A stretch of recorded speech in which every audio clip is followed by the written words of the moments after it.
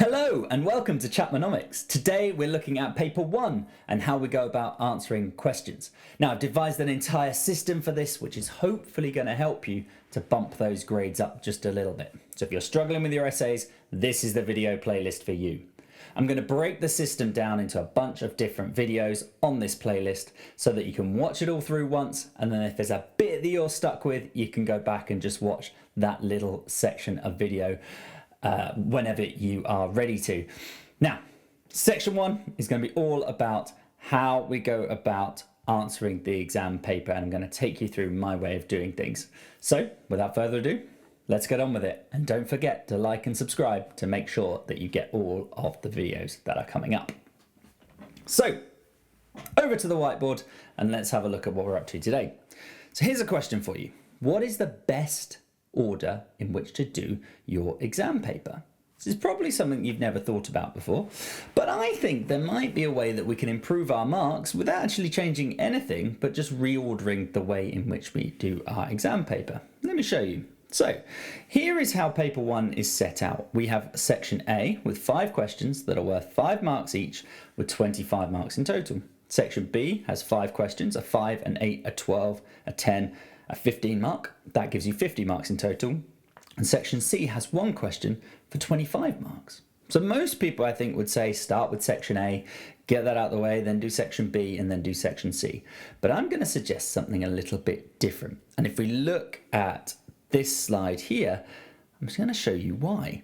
If we go from the front to the back and we answer 5 questions, the first 5 questions, we will have gained ourselves 25 marks. And that's not even a pass yet. We've not even got to the stage at which we're getting any kind of grade, we're ungraded. But if we go from the back to the front, after 5 questions, we can be on 62 marks if we get all of those marks. That's a B grade. So a big difference from going front to back to front. Now I know that these questions in section A are much quicker to do, but for me it makes sense to say start at the back of the paper while you're fresh, while your mind is ready to go and your wrist is ready to write, and do the long questions first. Those section A questions, when you get to them, they're really quick to do. So if I'm running short on time, if I've only got 10 minutes left in my exam, I would much rather be faced with a section A that I could probably get most of it done within that 10 minutes, rather than a 25 mark essay that I've really got to put a lot of thought into and I'm really rushed. So I would recommend that you do your paper backwards. Start with section C, start with your 25 marker, then go into section B and do that backwards. So do your 15 marker, your 12 marker, your 10 marker, your 8 marker, and then your 5 marker, and then go and do section A when your wrist is tired and your mind's a bit spent and you can just hammer it out. So probably better to go back to front. So that brings us to, well, if we're writing our essays first, how should we actually write them? Now, you guys might have an idea already about how to write your essays. Your teachers may have told you a particular way, and if that's working for you, then great, stick to it. Don't change your plan if it's really working for you. But if you'd like to get maybe a few more marks and you seem to be struggling with the same kind of problems, then maybe my system here might well help you. So let's have a look at exactly how I would approach writing these essays. So the first thing I would do, the very first thing I would do, is I would be reading my question. So the question's in front of me, and I would note down all of the possible economics topics that could relate to that question. After that, I'd then reread the question just to make sure that all of my topics fit. If a few of them don't fit, then I'm going to cross them out, I'm going to get rid of them and discard them. They're not going to be relevant to the question. After that, I'm going to find the case study if it's section B, or a case study if it's section C, and I'm going to cross out any of the topics that I've found that don't fit the case study. The most marks in your paper come from talking about the context and the specifics of the case that you're looking at. Just simply repeating the theory doesn't do it. Instead, we need to pick our points carefully and write about them in context. So this is going to ensure that your points relate to the question that you are being asked about.